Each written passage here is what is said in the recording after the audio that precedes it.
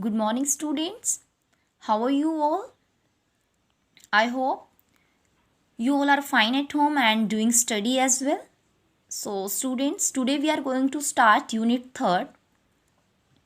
It includes 3 chapters, and today we will discuss about Chapter 7, Aggregate Demand, Aggregate Supply and related concept.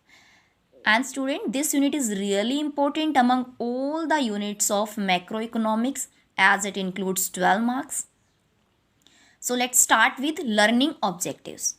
First learning objective is concept of AD, second components of AD, third concept of AS, fourth consumption function, fifth saving function, sixth relationship between propensity to consume and propensity to save.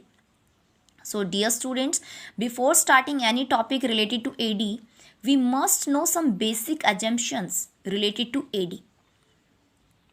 So here are some basic assumptions. The first one is it refers to demand for all goods and services in the economy. It means any kind of goods and services produced in an economy will include in AD. It does not include any single commodity. It includes all kinds of goods and services.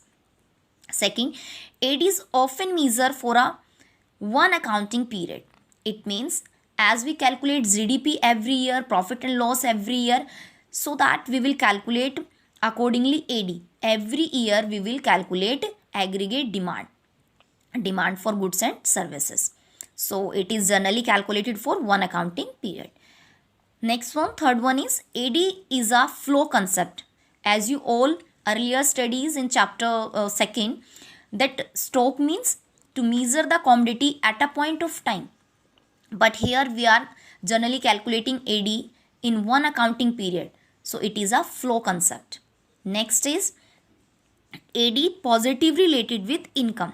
As you all know, as our income increases, demand for goods and services also increase, or as our income decreases, our demand for goods and services also decreases. So there is a positive relation between income and aggregate demand.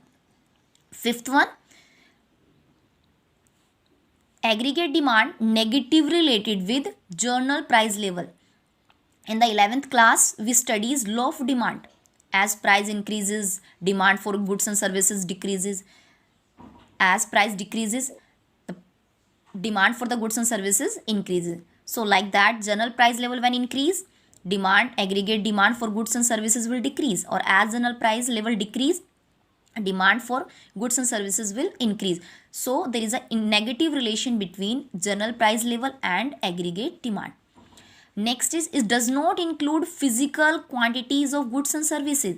It means it does not include counting of goods and services, that how many goods and services we produce in lakhs, in tons. It includes only total expenditure on the goods and services. पूरे साल में जो भी public ने expenditure किए हैं to buy goods and services, it includes in aggregate demand. वो ही एग्रीगेट डिमांड में इंक्लूड होगा. Okay, so let's start with the meaning of AD.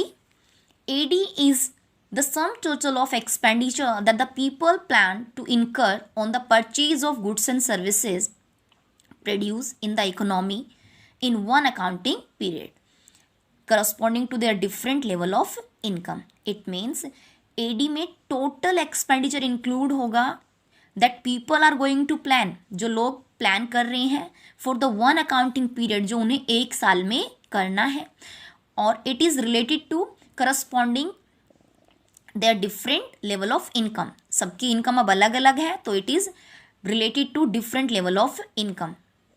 तो I hope you understand the meaning of AD.